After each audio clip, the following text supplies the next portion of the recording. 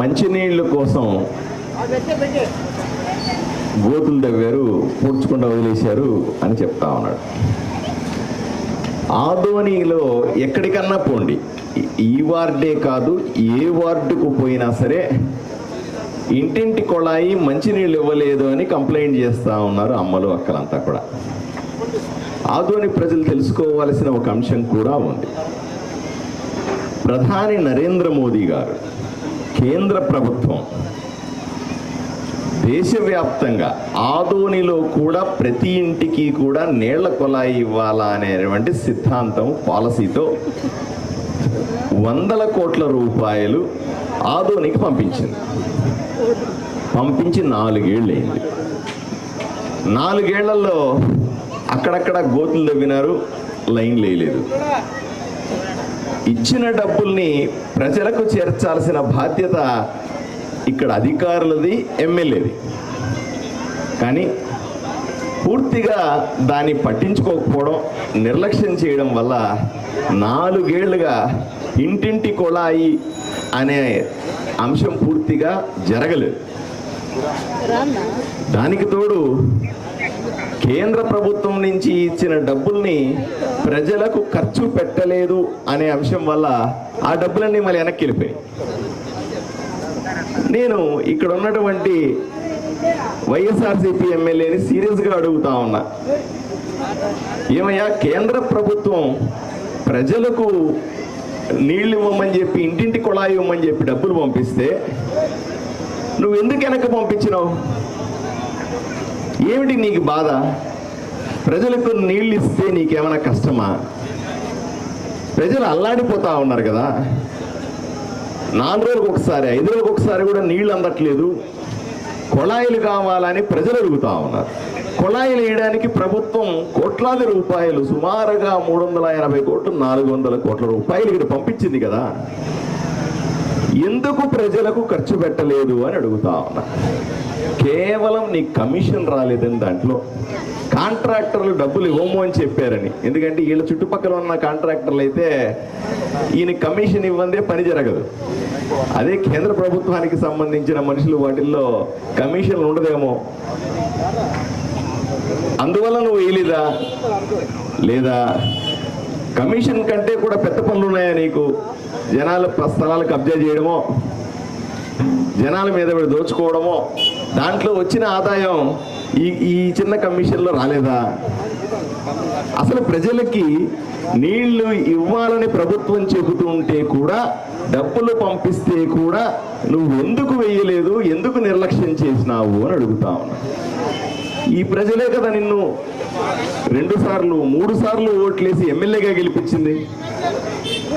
ఓట్లేసిన ప్రజలకి కనీసం రుణం తీర్చుకోవాలని, గొంతెండిపోతుంటే కాస్త నీళ్లు ఇవ్వాలన్న ఆలోచన కూడా లేని ఎమ్మెల్యే నువ్వే ఎమ్మెల్యేవయ్యా. నువ్వు ఇంకెందుకు పనికి వస్తావు ప్రజలకు అని సూటిగా ప్రశ్నిస్తా ఉన్నా. డబ్బులు లేవంటే అది వేరే, పంపించిన డబ్బులు కూడా నువ్వు వాడుకోకపోతే ఎలాగా? అంతెందుకు, పేదవాళ్ళ కోసం డ్రైనేజీలు, కాలువలు దువ్వించాలి, దానికి కూడా కేంద్ర ప్రభుత్వం డబ్బులు ఇస్తా ఉంది. శ్మశాన వాటికలను అభివృద్ధి చేసి ఎవరన్నా చనిపోయిన వాళ్ళని సరైన సంస్కారం చేయాలంటే సుమారుగా 1,40,00,000 రూపాయలు పంపించింది. దాన్ని తినేసినారు.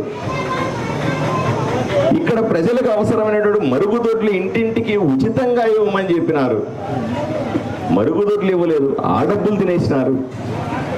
ప్రతి పేదవాడికి కూడా ఉచితంగా ఇల్లు ఇవ్వాలని నరేంద్ర మోదీ గారు డబ్బులు పంపిస్తాడు. మీరు లిస్ట్ ఇస్తే చాలు, నేరుగా డబ్బులు వచ్చి పడిపోతాయి, అందరికీ కూడా బిల్లు అయిపోతాయి. నేను సూటిగా ఎమ్మెల్యేని అడుగుతా ఉన్నా, అయ్యా నీ హయాంలో ఎంతమంది పేదలకు ఇల్లు కట్టినావో చెప్పు చాలు. నువ్వు ఒకసారి కాదు, 2 సార్లు కాదు, 3 సార్లు ఓట్లు వేసినారు కదా. వాళ్ళు చేసిన పాపం అదేనా? నీకు ఓట్లు వేయడమే వాళ్ళు చేసిన పాపమా? ఒక్కటంటే ఒక్క ఇల్లైనా పూర్తి చేసినావా సాయి ప్రసాద్ రెడ్డి? పేదలంటే ఎందుకయ్యా నీ కోపం? ఓట్లేసిన పాపానికి భస్మాసురుల్లాగా వాళ్ళని ఎత్తిన చెయ్యి పెట్టి ఏదో రకంగా వాళ్ళని సర్వనాశనం చేయడానికి ప్రయత్నం చేస్తున్నావే తప్ప ఏ రోజున్నా వాళ్ళ కష్టాల గురించి ఆలోచన చేసినావా? ఎప్పుడన్నా పోయి మీకేం కావాలని ప్రజలను అడిగినావా? 5 ఏళ్ళకు ఒక్కసారి వస్తావు, ఎన్నికలప్పుడు మాత్రమే మంది మార్పులంతో వచ్చి జనాలందరినీ కూడా భయపెడతావు, ఏదో రకంగా ఓట్లు వేయించుకుంటావు. అమాయకులైన ప్రజలు నమ్మి ప్రతి ఒక్కసారి నీకు ఓట్లేస్తారు. చివరికి వచ్చి వాళ్ళ ఎత్తున చెయ్యి పెట్టి వాళ్ళకి రావాల్సిన డబ్బులన్నీ కొట్టేసి ఇంట్లో సంచులు మూటలు దాచుకుంటావు. ఎమ్మెల్యే అంటే ఈ పని చేసేదేనా? ప్రజలు కూడా ఆలోచన చేయాలి.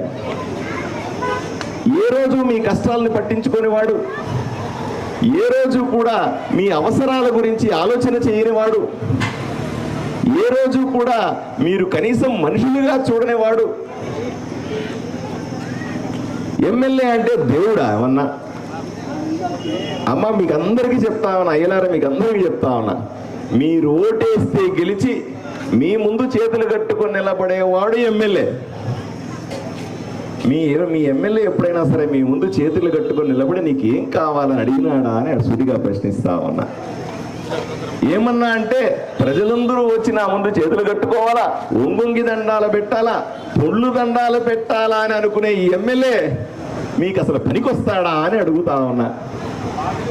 ఎందుకు ఇన్నిసార్లు ఓటేసాదని అడుగుతా ఉన్నా. ఇంకనైనా చెంపలేసుకుని ఇంటికి పంపించాల్సిన సమయం వచ్చింది కదా అని మీకు విన్నవించుకుంటా ఉన్నా. ఇప్పుడు కూడా ఆలోచన చేయకపోతే ఆ రాక్షసుడు మీ ఇళ్ల మీద పడతాడు అని చెప్తా ఉన్నా. మీ బతుకులు మారవు అని చెప్తా ఉన్నా. ఇంతకంటే దౌర్భాగ్యమైన పరిస్థితి